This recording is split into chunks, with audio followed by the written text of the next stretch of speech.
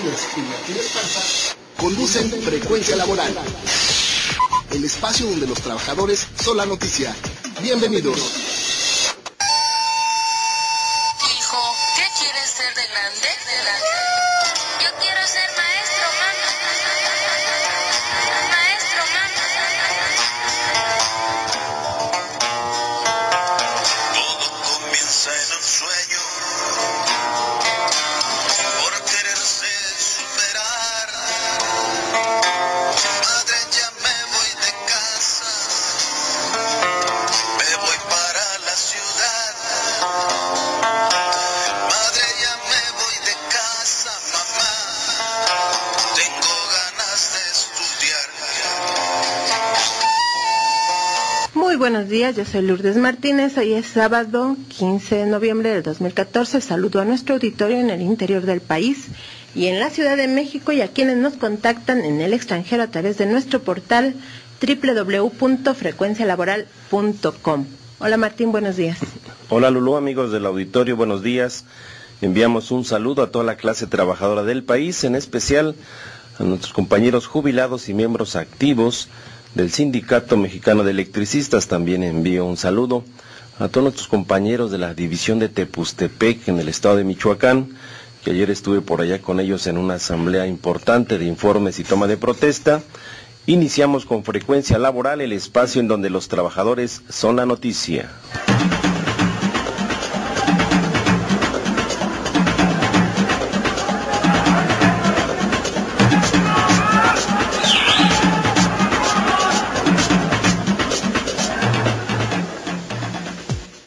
El presupuesto que gastará el gobierno en las distintas áreas se aprobó en la Cámara de Diputados con un déficit o faltante en las finanzas públicas de aproximadamente 160,000 millones de pesos que se cubrirán con préstamos, con lo cual aumentará la deuda pública total del país de 42.2 a 43.3% del Producto Interno Bruto, el PIB, en 2015. Sin embargo, los diputados federales ni siquiera tocaron el tema de reducirle los salarios a los altos funcionarios públicos para adecuarlos a la realidad crítica del país. El secretario de la Comisión de Presupuesto y Cuenta Pública, el perredista Carol Antonio Altamirano, reconoció en entrevista con Frecuencia Laboral que ese tema ni lo tocaron, por lo cual para el 2015 se mantendrán los privilegios de los altos funcionarios. No se tocó, o sea, no hubo reducción, pues. ¿Pero por qué? Si se supone que desde hace 2 años era un tema que iban a revisar. De hecho, el año pasado venía un incremento, venía un candado para que no aumente los sueldos de mandos medios y superiores. Lo habían quitado y después ya en el pleno se tuvo que introducir nuevamente. Y ya el año pasado y este año no se tocó, o sea, viene igual, o sea, no hubo. Mi pregunta es, ¿por qué no se tocó? ¿No les interesó? No, lo que pasa es que nosotros planteamos recortes, fueron 65,000 en gastos innecesarios. Un sueldo de un alto funcionario que gane más de 100,000 pues es estratosférico, y sobre todo los que ganan 300,000 o 500,000 como son los magistrados. ¿Por qué no se quiere tocar eso? ¿Por qué no se les quiere bajar el sueldo? No, lo que pasa es que fíjate, aquí no somos mayoría. Pero dice que ni se tocó, o sea, ni se planteó. No se planteó el tema. Para el 2015 el gobierno federal gastará 4,694,677 millones de pesos, de los cuales el 77% será para gasto corriente, es decir, gastos de operación y gastos en altos salarios de funcionarios públicos. Ellos dicen que no hay dinero, pero no le tocan ni un centavo a sus salarios. Bueno, el 33% va a ser en gastos de inversión de capital. Y lo más grave, no les alcanza y hay que pedir deuda para seguir manteniendo esta burocracia que no sirve para nada. Un ejemplo de lo que los mexicanos gastaremos en las prestaciones de altos funcionarios públicos. Escúchese bien, el presidente de la República tendrá un ingreso mensual de 358,000 pesos entre salario y prestaciones, como aguinaldo, prima vacacional, prima quincenal, gratificación por fin de año, apoyo para compra de automóvil, entre otras cosas. Los senadores ganarán 227,000 pesos al mes con prestaciones. Diputados federales tendrán un salario con prestaciones de 161,000 pesos al mes. El auditor superior de la Federación ganará 197,000 $616 al mes, más un pago extraordinario anual de más de $500,000. Escúchese bien, la Suprema Corte de Justicia de la Nación es la más cara de todo el mundo. Cada ministro de la Corte va a ganar $563,416. Quienes mantienen su estímulo de $1,000 por el Día de la Madre, bueno, que algunos días de tener, ¿no? Eso ya no se justifica, Bueno, porque la mayoría ya no tienen mamá, ¿no? Sí, no tienen. Igual que los consejeros de la Judicatura Federal, de directores de área o director general o secretario general, los sueldos oscilan entre 70,000 a 122,000, más prestaciones por un monto que va de 43,000 a 63,000 pesos al mes. El consejero presidente del Instituto Nacional Electoral ganará 248,000 pesos.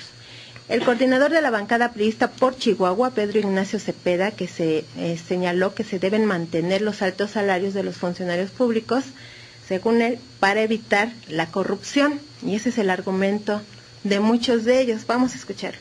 Tener salarios importantes para una categoría de funcionarios combate un fenómeno del cual nuestro país es víctima, que es precisamente la corrupción.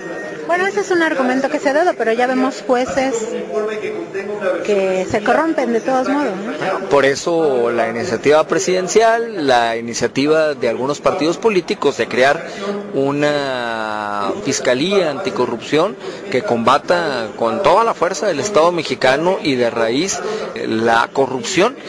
Es un desequilibrio muy grande que mientras la mayoría esté ganando entre 1 y 3 salarios mínimos, los altos funcionarios estén ganando hasta $500,000 de pesos. Coincido en ese tema, pero yo creo que debemos de apegarnos al principio juarista, ¿no? En el sentido que los servidores públicos debemos vivir en la honrosa medianía que la ley establece como retribución a los servidores públicos. Hay algunos salarios que están fuera de proporción, lo reconozco. Y cuando le pregunté cuál era la honrosa medianía, dijo pues que no se atrevía a definir un salario que estuviera en la honrosa medianía, pero la verdad es que no hay argumento para mantener esos salarios con personal tan ineficiente para las demandas sociales. Esa es una. Y la otra es que ni siquiera lo tocaron. O sea, ellos mejor ni le mueven porque todos ellos quieren seguir colgados del presupuesto. No, y además está sucediendo esto porque todos los mexicanos se los permitimos. No hemos podido organizarnos a nivel nacional. Vendrán sus campañas políticas, todos estos diputados van a presentar sus plataformas diciendo que van a estar cercanos a la población y atender tus demandas, pero cuando ya están ahí ni siquiera se atreven a informar a la población lo que están legislando, que todas las reformas estructurales no benefician en nada a la mayoría de los mexicanos. El despertar del gallo. La pregunta del despertar del gallo el día de hoy: de acuerdo a la Ley Federal del Trabajo, el periodo de prueba para trabajadores, ¿cuánto debe de durar y en qué condiciones?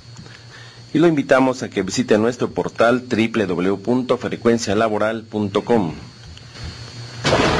Derecho y justicia para los trabajadores. Licenciado Jesús Luna, buenos días. ¿Qué tal, Martín? Gusto en saludarte. Gracias. Hay varias preguntas del auditorio. Dice: en junio de este año me hicieron firmar mi renuncia voluntaria y en la junta local me hicieron firmar mi finiquito. En la empresa en la cual laboré durante 15 años solamente me entregaron 8,000 pesos. Yo tenía un sueldo mensual de 14,100. Van 2 abogados que voy a ver y me dicen que aún no puedo demandar, pero otros me dicen que ya no. ¿Qué puede hacer Luis Gómez?, nos pregunta el licenciado. Híjoles, es que es muy frecuente este tipo de situaciones. Para empezar, y puede ser que no estemos de acuerdo, pero yo creo que a nadie nace en renunciar. Me parece que es un acto de no querer defender sus propios derechos uno. Porque, pues para que hagan renunciar es porque están amenazados con algún arma o están amenazados por mucha gente que les digan tienes que firmar o no sales. Que sí se da el caso, pero en su inmensa mayoría no. Y estando ante las autoridades también haber admitido lo que le dieron, va a ser muy difícil que puedan algún trabajador reclamar sus derechos bajo esa perspectiva. De entrada ya le venció su periodo para poder demandar. En segundo, firmó una renuncia, como quiera la firmó. Va a ser muy difícil que haga esto, pero es muy frecuente este tipo de preguntas de la gente que dicen, me obligan a firmar. Yo lo que les sugiero es no firmen porque al momento que firman están renunciando a sus derechos. Yo creo que debemos tener la capacidad de defender nuestros derechos porque es lo único que tenemos que hacer. Y si ya le están diciendo que firme, ya no le puede ir peor. O sea, la verdad es que si no firma no pasa nada. Y sí preserva su derecho a defenderse. Pero la gente se deja avasallar y se deja invadir por el miedo. O les dicen también, licenciado, muy común, firma tu renuncia y te recontratamos. Y nunca los recontratan. No, pues tenemos ya bastantes ejemplos de esta situación, ¿no?, que se han dado. Pero también es la responsabilidad propia de preservar el derecho, ¿no? Acá en el caso del Sindicato Mexicano de Electricistas, casi 28,000 trabajadores a partir del decreto hicieron eso, firmar su renuncia voluntaria, donde ellos dicen ahí en el documento que fueron por su propia voluntad a reconocer la terminación de la relación individual y colectiva por caso fortuito y causa de fuerza mayor, y con eso aprovechó la Junta y el gobierno para darles una indemnización conforme a la ley, no conforme al contrato colectivo de trabajo, y ahí lo firmaron. Sí, pues renuncian a su propio derecho. ¿Y quién renuncia a su propio derecho? O sea, la verdad es que tienen una responsabilidad también ahí ellos, ¿no? Yo creo que no hay que tener miedo porque estamos en una situación que si no hacemos valer nuestros derechos, y aún haciéndolos valer, con esa Suprema Corte de Justicia que tenemos, con esos jueces que tenemos, con esas instancias judiciales que tenemos, nos da como nos da, no defendiéndolos, pues es peor. Claro, y para eso les pagamos más de medio millón de pesos, para que violen las leyes y atropellen a la ciudadanía. Bueno, pues a los altos funcionarios les mantuvieron sus privilegios que se pagan con los impuestos de todos los mexicanos, pero a los exbraceros que ahorraron para su retiro y de su salario, cuando se fueron a trabajar a Estados Unidos, los diputados federales se negaron nuevamente a asignar recursos para pagarles sus fondos para el retiro en el 2015. Efraín Arteaga Domínguez, dirigente de la Coordinadora Nacional de Exbraceros, comentó en entrevista con Frecuencia Laboral que no se rendirán sino hasta ganar las demandas para que el presidente de la República y los diputados federales les regresen su dinero a los exbraceros. Los diputados decidieron no asignar ninguna partida presupuestal para 2015 para pago exbraceros, ni un solo centavo. Lo único que hicieron, y según ellos fue una gran concesión, fue que en un transitorio se ordena a la Secretaría de Gobernación que concluya los trabajos de revisar los expedientes de todos los compañeros que están pendientes de pago para determinar quiénes de ellos cumplen con todos los requisitos y quiénes no, de tal forma que a los que sí cubran los requisitos se les pague a más tardar el 31 de diciembre de 2015. Si esa disposición fuera de buena fe, se supone que a todos los 40,087 que tienen sus folios y no les han pagado, les pagarán el año próximo. Pero si no asignaron presupuesto, pues ¿con qué se les va a pagar? Los diputados nos dicen que existe un remanente en el patrimonio del fideicomiso de alrededor de 400 millones, cosa que la Secretaría de Gobernación no ha reconocido. Pero si existe ese remanente de alrededor de 400 millones, evidentemente es muy poco si consideramos que nada más para pagarle a los 40,087 se necesitan 1,523 millones. Estás escuchando Frecuencia Laboral con Lourdes Martínez y Martín Esparza. Seguimos. Alejandro Tobar Palmerín envía saludos a Demetrio David Tobar Guzmán, que acaba de salir de una operación. La familia electricista dice, y su familia le desean su pronta recuperación. Ánimo, matador, le dicen que le eche ganas. Mariana López de Ciudad de Nezahualcóyotl, ¿cómo les van a pagar a los braceros si compraron la presidencia y tenemos una corte y un tribunal electoral corruptos? Ángel Cervantes felicita a Frecuencia Laboral, dice, para tener mayor frecuencia en los medios, otorga el premio llamado el premio ante el impremio de Calderón Peña Nieto por su campaña de deterioro laboral en México. Alejandro Rodríguez, trabajador de Ruta 100, dice, no son 500,000 los que van a ganar, son 650,000 pesos mensuales. Los grupos políticos cuando llegan al poder es porque quieren el poder. El dinero que les da el poder, yo creo, es lo más común, porque se dedican a vender los bienes nacionales y a ponerse altos salarios para quedarse con el presupuesto. Pero bueno, mientras ellos se distribuyen el presupuesto en altos salarios, otros que se quedaron reclamando más presupuesto sin haber sido escuchados fueron los productores de piña y de maíz de Oaxaca y de Veracruz, de la cuenca del Papaloapan, que durante 2 semanas se mantuvieron en la calle de Emiliano Zapata, en la puerta 1 de la Cámara de Diputados. Como no lo recibió ningún diputado, sino un empleado de la Comisión de Agricultura, Ángel Cruz Benítez, representante de los campesinos de la cuenca del Papaloapan, comenzó a reclamar a grito abierto más recursos para el sector social del campo. Que estamos aquí esperando la solución y no la hay. También quieren que nosotros nos pasemos aquí mendigándole. Ya basta. Va uno y habla con una persona y todavía tienen que esperar que le den órdenes. El campo no pide órdenes. El campo hay que aprovechar los tiempos que ya se pasaron para la siembra de maíz, para la siembra de piña. Si ustedes no ponen carta en el asunto, el campo muere. Mientras el presidente de la República está viendo para un tren que mire por el campo se está muriendo. ¡Ya basta, hijo!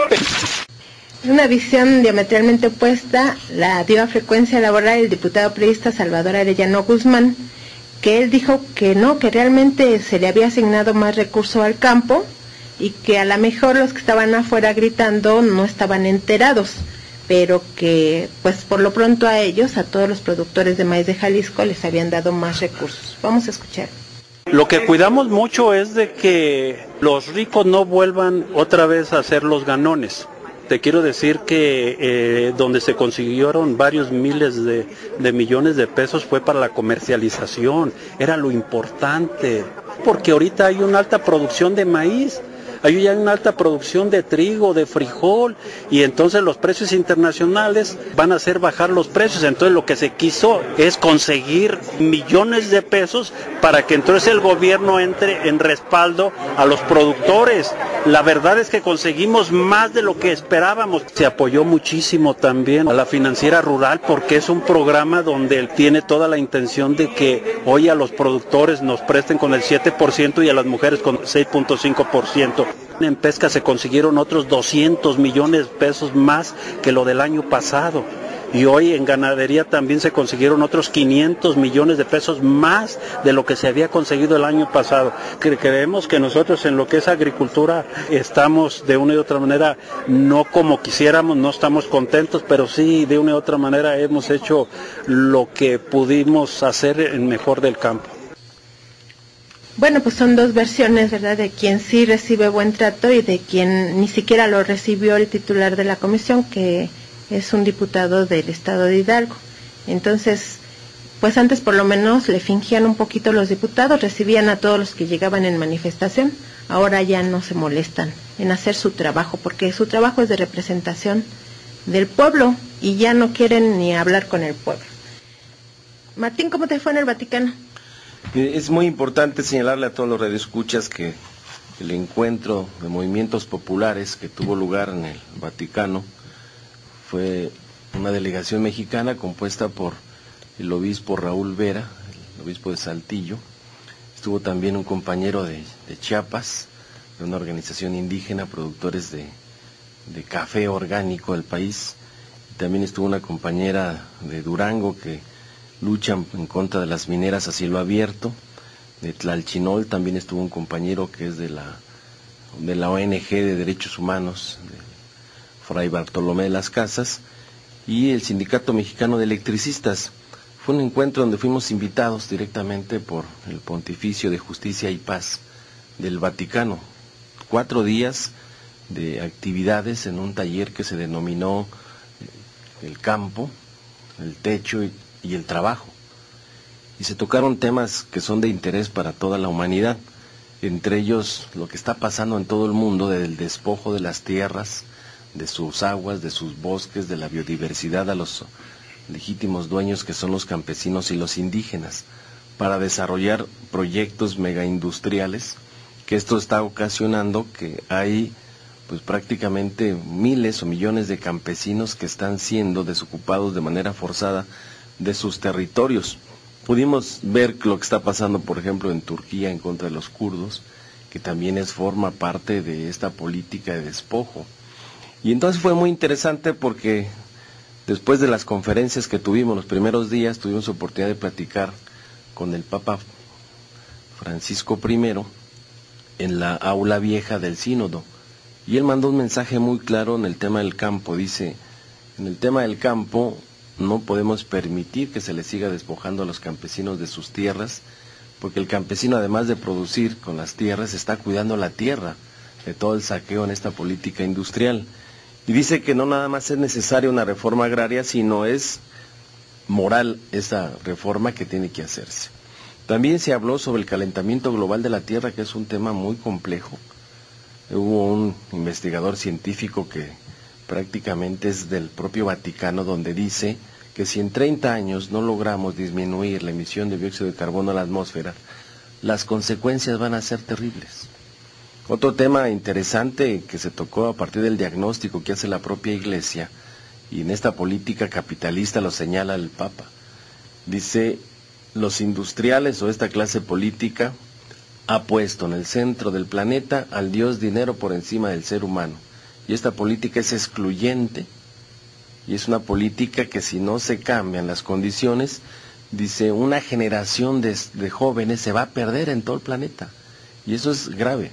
Se tocó el tema de la pobreza, el tema de la desigualdad, el tema de la prostitución, el tema de las drogas, el tema de pues prácticamente dice el Papa, ya estamos en la Tercera Guerra Mundial, que de manera regional se están dando las guerras, pero dice, por milagro estamos vivos porque han desarrollado un armamento militar a partir de pues una serie de elementos como las bombas atómicas. Dice que tienen 400,000 bombas atómicas los países capitalistas.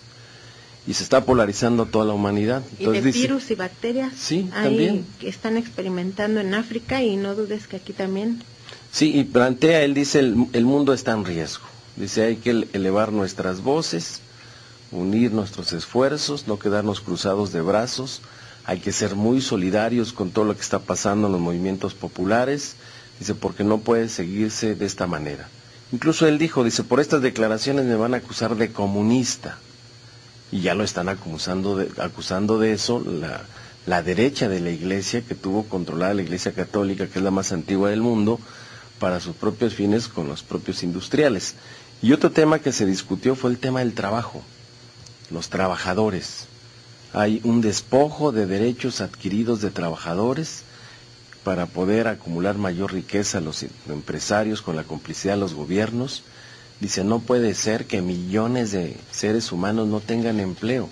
Ahí aproveché para tocar lo que está pasando en nuestro país, de las reformas laborales, por ejemplo, que es despojo de derechos de los trabajadores, para los salarios de miseria y una esclavitud moderna que están implementando en nuestro país, para explicar el caso del Sindicato Mexicano de Electricistas, el caso de la Mexicana de Aviación, de los mineros, y todos los trabajadores despedidos por esta política laboral. Y entonces al final, en el resumen, dice el Papa Francisco, no puede quedarse un solo trabajador sin derechos. No puede haber un trabajador que no tenga un empleo digno, que no tenga seguridad social y que no tenga una vejez digna. Y entonces llama, dice, la Iglesia va a acompañar todo este proceso. Dice, regresen a sus países, es una gran lucha que hay que dar, pero no puede seguir pasando desapercibido para la Iglesia y para el mundo estas terribles consecuencias. Entonces al final también le planteamos que fuera solidario con lo que está pasando con el pueblo mexicano a partir de la desaparición forzada de los 43 normalistas y el caso de lo que estamos viviendo todos los mexicanos. Al día siguiente en la plaza de San Pedro, frente de 40,000 feligreses, hizo un pronunciamiento de solidaridad, donde dice, unimos nuestras voces, nuestros corazones, para que aparezcan con vida los 43 normalistas, nos sumamos a la pena de todos los mexicanos. Me parece que ha sido un encuentro muy interesante que nos da una alianza importante con la Iglesia Católica, pero además con un programa desde la doctrina social de la Iglesia. que acá en México ninguno de los medios lo replicó, solamente el payaso de la televisión de Broso, y quiso hacer escarnio en nuestra presencia, pero no tocaron el fondo de todos estos días, de los temas que se hicieron. Voy a traer el documento, lo vamos a subir a nuestra página de Frecuencia Laboral. La próxima semana haremos una conferencia de prensa, buscaremos espacio para profundizar lo que se trató en este movimiento, en este encuentro de movimientos populares, donde estuvieron de todos los continentes, presencia importante de lo más relevante en la lucha social. Rápidamente, ¿por qué no nos platicas cómo va el asunto del ESME que han estado preguntando? Bueno, al regreso de allá del Vaticano tuvimos una reunión con Gobernación el 6 de noviembre. Se estableció un documento de 32 cuartillas donde es un esquema que nos permite analizar desde el ámbito jurídico, económico, financiero, el tema de la liquidación que está pendiente de Luz y Fuerza del Centro, los trabajadores que no hemos cobrado la liquidación porque no queremos el dinero, queremos nuestro trabajo. Y entonces ahí en ese esquema, que ya fue analizado por el Comité Central, por las comisiones autónomas, por la Comisión de Trabajo, y el pasado miércoles lo llevamos a una Asamblea General, que hubo una discusión importante, abierta, democrática, y al final la Asamblea mandató a la dirección del sindicato a continuar con la negociación. Esto nos permite establecer esquemas de lo que había estado pendiente, a cuánto ascienden los activos de Luz y Fuerza del Centro, a cuánto ascienden las obligaciones derivadas del contrato colectivo de trabajo y las obligaciones de previsión social. Y en ese análisis que se está haciendo es como todas las 34 plantas de generación de Luz y Fuerza del Centro las activamos con los trabajadores para poder alcanzar la reinserción laboral. Como todas las fábricas y talleres que hoy las tienen inutilizadas las podemos echar a andar para suministrar al sector eléctrico nacional e internacional, y como a partir de la propia reforma energética todos los trabajadores podemos incorporarlos a las áreas como transmisión, distribución y comercialización. Quedamos 15,000 trabajadores que no tenemos mayor problema. Ese es un tema político para reinsertarlos laboralmente a lo que siempre hemos hecho en el sector eléctrico. Es una mano de obra calificada y cientos de ingenieros, técnicos, obreros altamente capacitados que podemos mejorar sustancialmente el sector eléctrico en la zona metropolitana. En eso estriba la propuesta. A partir de ahí se detona todo un procedimiento. Ya iniciamos, le comunicamos el día de ayer a Gobernación y esperamos que el próximo día, miércoles o jueves de la semana siguiente, podamos ya establecer los acuerdos que nos permita estarlos llevando a nuestra Asamblea General. Estás escuchando Frecuencia Laboral con Lourdes Martínez y Martín Esparza. Seguimos. Quiero saludar a todos nuestros colaboradores voluntarios, al Popeye Joel Hernández, quien se encuentra aquí con nosotros, nos apoya aquí con todo lo necesario durante el programa. Está también Andrea Luna Hernández, quien nos apoya contestando las llamadas y transcribiendo algunas de las entrevistas que hacemos aquí para que usted pueda leerlas tal como se dijo en el programa. Toño Peregrino, quien nos apoya también con todo lo que puede para hacer posible el programa. Se encuentra el licenciado Jesús Luna, que ya lo saludamos, y a Martín Esparza. Está David Muñoz en los controles técnicos. Él hace posible que usted nos escuche en su hogar. Llamó Daniel Gutiérrez de La Resistencia, Ernesto Brambila de la Gustavo Madero y Rocío y Silvia Aguilar de Catepec para darnos saludos. Muchísimas gracias. Santiago Torres también de Tlalpan para dar un saludo, y Ángel Cervantes dice: convoquemos a los mexicanos para que hereden a la Universidad Obrera en lugar de heredar a las iglesias que solo representan a las mafias extranjeras que abusan al infantilismo y la ignorancia del mexicano. En más información, el nuevo presidente de la Comisión Nacional de Derechos Humanos, CNDH, Luis Raúl González, que eligió el Senado de la República el pasado jueves 13 de noviembre del 2014, ganará 196,000 pesos al mes, más un pago anual extraordinario de 498,000 pesos, pero tendrá el reto de devolverle la credibilidad a ese organismo porque está muy desacreditado. Eso lo comentó Edgar Cortés, investigador del Instituto de Derechos Humanos y Democracia. Que se haya electo a un nuevo titular abre la posibilidad de un viraje, un cambio al rumbo, al funcionamiento de la Comisión Nacional de Derechos Humanos. Ahora, es cierto que su llegada tiene enfrente una serie de retos que van a requerir de respuestas lo más pronto posible. Una, tiene que generar confianza y restablecer la credibilidad de la institución. Segundo, tiene que hacer que ese viraje de la institución haga que ésta tenga una actitud y una práctica de cercanía y de acompañamiento a las víctimas de violaciones de derechos humanos. Tercero, creo que tiene que establecer un programa de trabajo muy claro, público, que todos y todas conozcamos. Por su parte, Francisco Cerezo, del Comité Cerezo, sostuvo que independientemente del titular que haya en la Comisión Nacional de Derechos Humanos, realmente la institución pues ha perdido la función para la que fue creada y solo atendió el 0.02% de los casos presentados. Realmente nunca hemos calificado o descalificado a una persona para titular de la Comisión Nacional de Derechos Humanos. Lo que nosotros creemos es que es la institución misma la que no está funcionando, incluso pensamos que es un elefante blanco. Ahora esperamos que en la práctica efectivamente la comisión y el nuevo presidente defienda los derechos humanos de la población y no sea un mecanismo más de impunidad como lo ha sido en estos últimos 10 años. ¿Ustedes tienen la evaluación de qué porcentaje de denuncias realmente atendió la CNDH?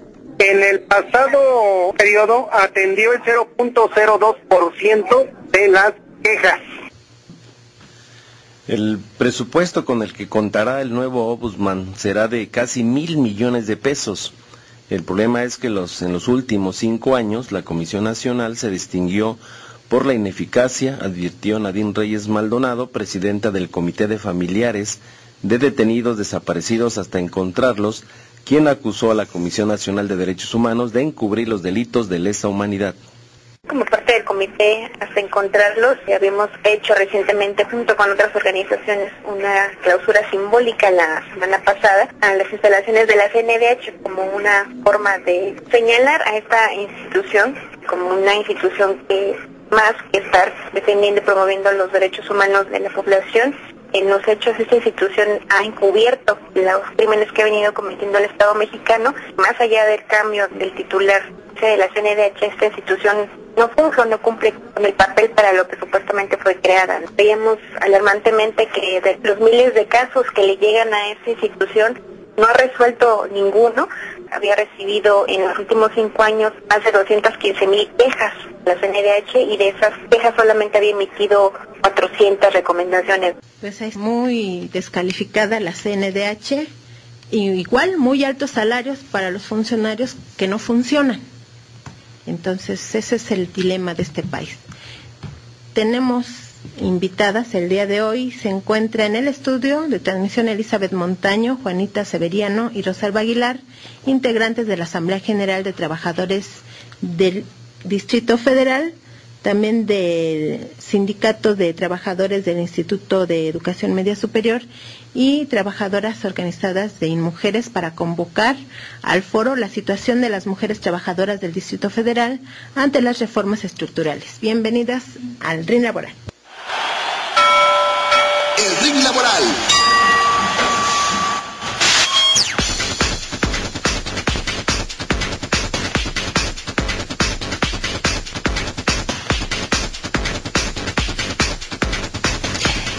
Buenos días. Venimos a hacer la invitación a un foro que vamos a llevar a cabo el próximo 22 de noviembre en la Universidad Obrera a las 11 horas y se titula la situación de las trabajadoras del Distrito Federal ante las reformas estructurales.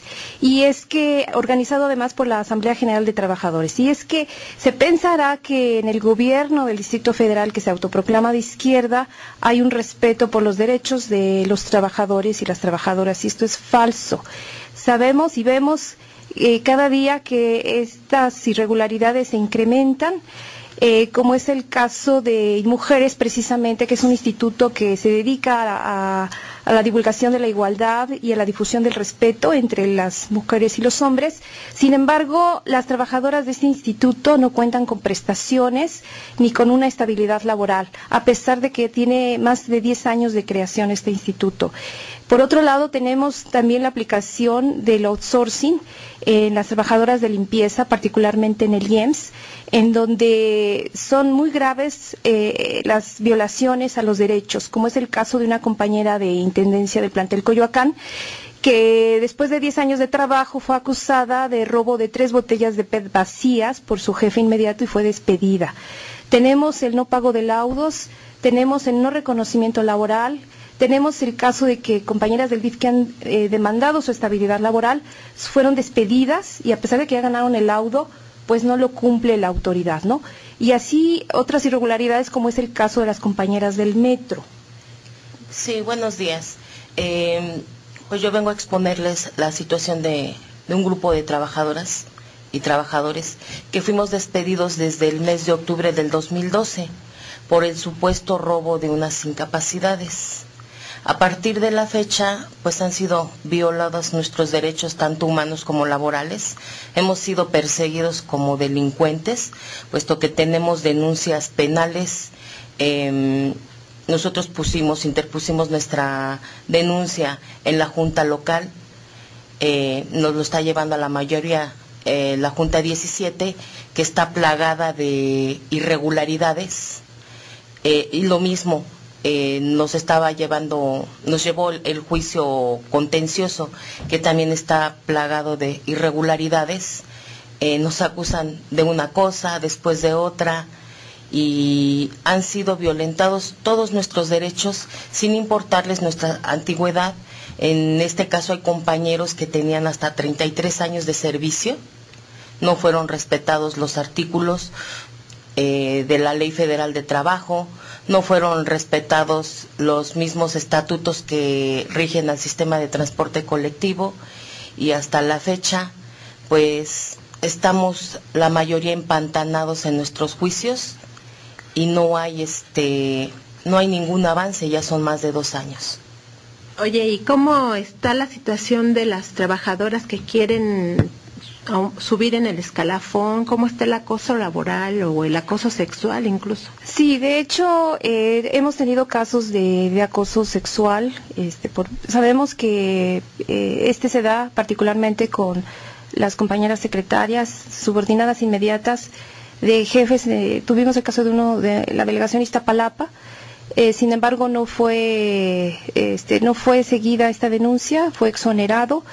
Y de hecho nuestro foro tiene 2 mesas de trabajo, uno se llama la precarización laboral y otro la violencia laboral, en donde precisamente está el tema del hostigamiento y el acoso sexual y laboral.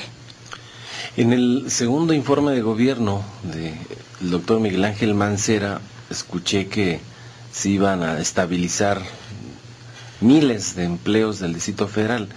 ¿En qué consiste ese programa o qué es lo que se está haciendo? Lo que sabemos es que solamente pretenden hacer una contratación anual, lo que tampoco lleva a la estabilidad, porque como nosotros lo pedimos, se debe después, como lo ha establecido la ley, después de tanto tiempo de trabajo se le debe de dar el reconocimiento laboral. Aquí el mecanismo que utilizan las trabajadoras y los trabajadores es precisamente el instrumento de la demanda ante la Junta, después de tantos años de servicio, tanto tiempo de servicio, con la característica de ser subordinado, pero recordemos que el gobierno del Distrito Federal operó también una acción muy fuerte y violatoria, que es aquel trabajador que demande será despedido. Oye, yo fui un rato a su asamblea contra la precarización laboral que hicieron el miércoles de hace 2 semanas. Y ahí había una trabajadora, que no recuerdo si era del sector salud o del sector de protección civil, que decía que les había llegado una circular en la que les ordenaban que tenían que trabajar de 9 de la mañana a 9 de la noche sin pago de horas extras, y que quien no quisiera hacerlo, pues obviamente lo corrían. Eso es un horario de 12 horas diarias de trabajo.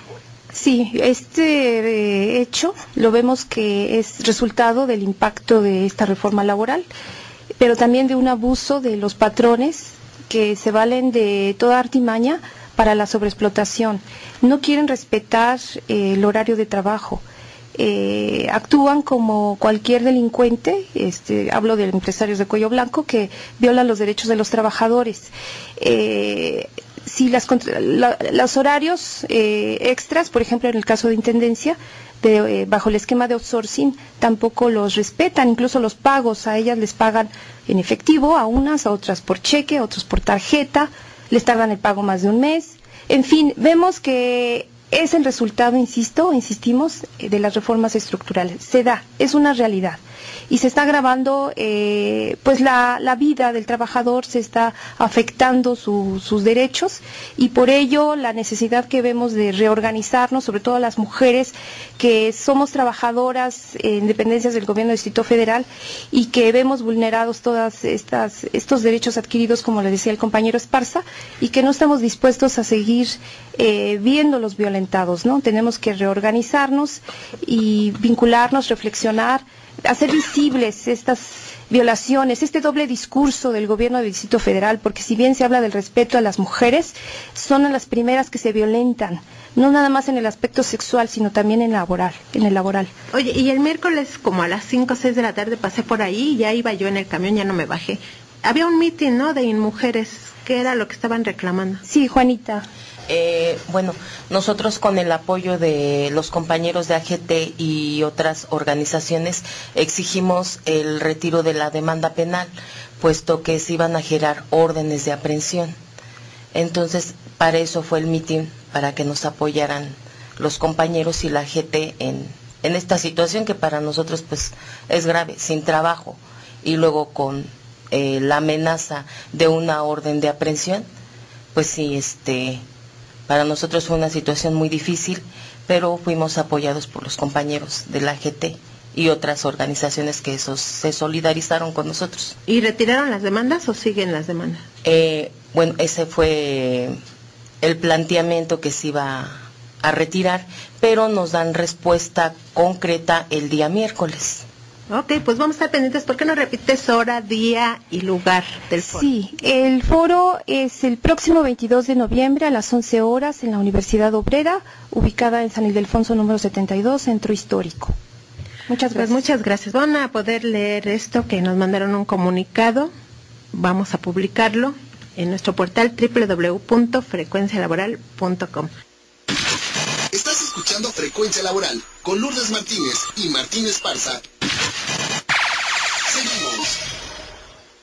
Bien, en más información, el próximo 20 de noviembre se llevará a cabo el Encuentro Nacional de Todas las Resistencias. Hay una convocatoria importante para que a partir de las 9 de la mañana en Insurgentes número 98, en las instalaciones del Sindicato Mexicano de Electricistas, todos aquellos movimientos sociales, populares, sindicales que están luchando por defender sus derechos son bienvenidos. Ya está la convocatoria en nuestra página, y también informarles que ese mismo 20 de noviembre se está convocando como uno de los acuerdos para que aparezcan con vida los 43 normalistas desaparecidos de Ayotzinapan a una movilización nacional.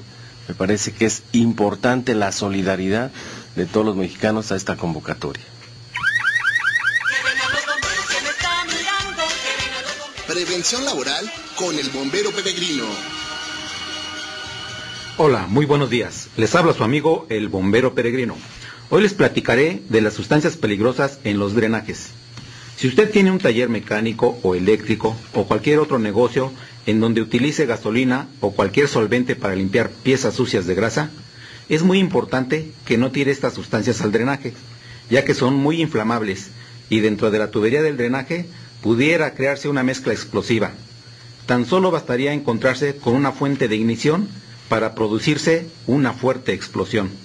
La recomendación es que esas sustancias inflamables y sucias las coloque en un contenedor especial contra incendio. Existen en el mercado estos recipientes de varias capacidades y los reutilice ya filtrados o déselos a los que recolectan aceite quemado.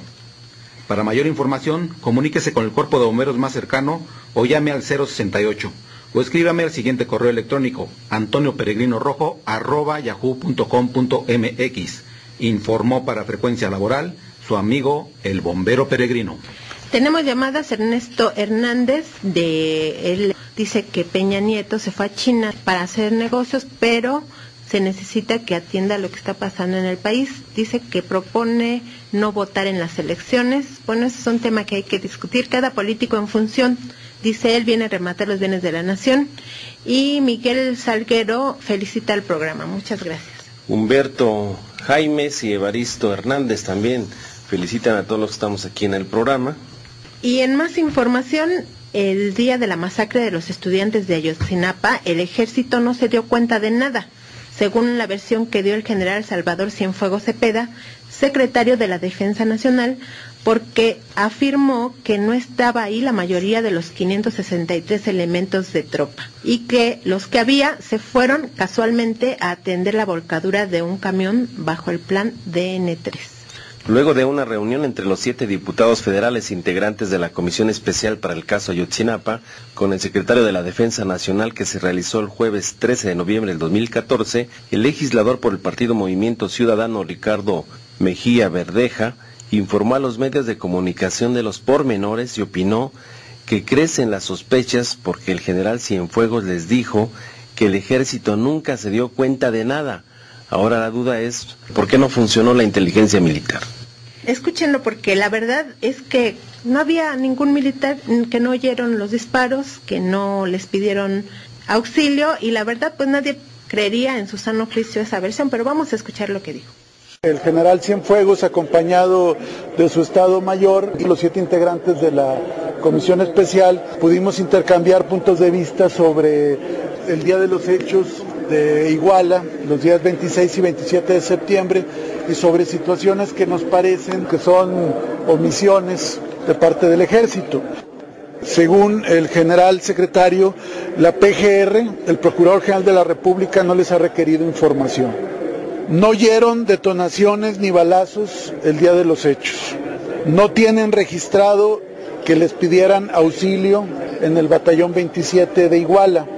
El batallón 27 está integrado por 564 elementos de tropa, 5 jefes y 43 oficiales. Pero ese día, esto es muy importante, solo había en guardia 23 para servicios diversos y solamente una fuerza de reacción de 21 elementos. Y precisamente la fuerza de reacción, ese día, 26 de septiembre, estaban atendiendo un incidente de la volcadura de un camión y estuvieron atendiéndolo con base en el DN3 y con posterioridad con una denuncia anónima. Hay que señalar que, según el general secretario de la Defensa, el ejército solo puede intervenir a pedido de las autoridades o cuando hay flagrancia, y que en este caso no hubo flagrancia porque ellos nunca escucharon las detonaciones ni les pidieron auxilio, pero no se percataron tampoco cuando elementos de la Policía Municipal de Iguala y de Cocula trasladaron a los jóvenes, según la versión del procurador, a Cocula para ser victimados e incinerados. Ellos señalan sí que ese día, en la noche, había lluvia, lo cual también nos parece importante. Se están haciendo tontos los... Pues sí, digo, tantas cosas que nadie... Pues mire, la verdad es que aquí hay muchos cabos sueltos. No quisiéramos hacer acusaciones, pero evidentemente que no se hayan percatado de la refriega que fue en el centro de Iguala. Incluso hay distancias que van desde 2 kilómetros, 3 kilómetros, hasta 300, 400 metros del lugar donde está el batallón. Pues nos parece muy grave, porque significa que algo está fallando en los organismos de inteligencia. ¿Qué hizo el CISEN? ¿Qué hizo inteligencia militar? Entonces, ¿estaría fallando inteligencia militar? Pues en mi opinión sí. No lo puedo creer que a la inteligencia militar se le haya escapado esto, porque están en todo. Además, aunque se hayan ido todos a atender lo de los camiones, el camión, pero siempre hay un cocinero o alguien ahí en el batallón, no se puede quedar solo. Es imposible que no hayan escuchado los disparos. En la primera agresión que sufrieron los normalistas, las declaraciones de los propios jóvenes que llevaban a compañeros de ellos ya con las balas encima, algunos lesionados, los llevaron a unas clínicas particulares y de inmediato llegó el ejército ahí. La versión de los estudiantes dice, llegaron abriendo la puerta a patadas, les quitaron a los estudiantes todos los teléfonos celulares, los trataron con palabras altisonantes y después se salieron, porque vieron ahí que ya estaba un joven que traía un balazo en la cabeza. Son de los que están muy graves. Entonces no puede decir el ejército que no tuvo conocimiento de este hecho. Aquí hubo una omisión del Estado. Todos los protocolos en materia de derechos humanos con desapariciones forzadas no los cumplieron. Y no lo decimos nada más nosotros, hoy las organizaciones como Human Rights y todos los que son, que se dan cuenta de estos hechos, es una desaparición forzada por parte del Estado mexicano. Y ahora yo sí le diría al general Cienfuegos que investigue a los comandantes que estaban de responsables del batallón número 27, porque no se dieron cuenta de nada, es increíble. Y a 600 metros están las oficinas de la PGR. Y tampoco que no les pidieron auxilio. Sí, no, es increíble, ¿no? O sea, ahí hubo alguien que no quiso ver y que no quiso oír, o muchos que no quisieron ver y que no quisieron oír, porque dice el mismo diputado Mejía Verdeja que sí reconoce el general Cienfuegos que sabían de las operaciones ilegales del presidente municipal, ¿y por qué no habían actuado? Sí, hay sí una sabían omisión, hay una que eran omisión. Narcofuncionarios. Sí, hay una omisión y además la tardanza de la participación de las Fuerzas Armadas Federales, el propio Estado, fue una desaparición del Estado. O sea, eso ya está calificado por parte de los organismos internacionales en materia de derechos humanos y por eso la exigencia de las familias de que aparezcan los estudiantes ya es una indignación nacional y mundial. Hoy todo el mundo se pronuncia para que aparezcan con vida los estudiantes. Yo me parece que es importante la solidaridad con los familiares y con los estudiantes normalistas.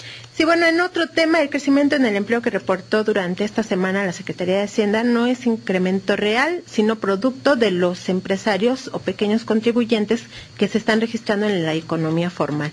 En la realidad, el desempleo y la precariedad laboral siguen haciendo estragos en el país, eso lo aseguró el investigador del Centro de Análisis Multidisciplinario de la UNAM, el maestro Luis Lozano, quien, bueno, por otra parte nos comentó que están haciendo una encuesta a través de su portal http://cam.economia.unam.mx para saber cómo va el deterioro del salario. Vamos a escucharlo.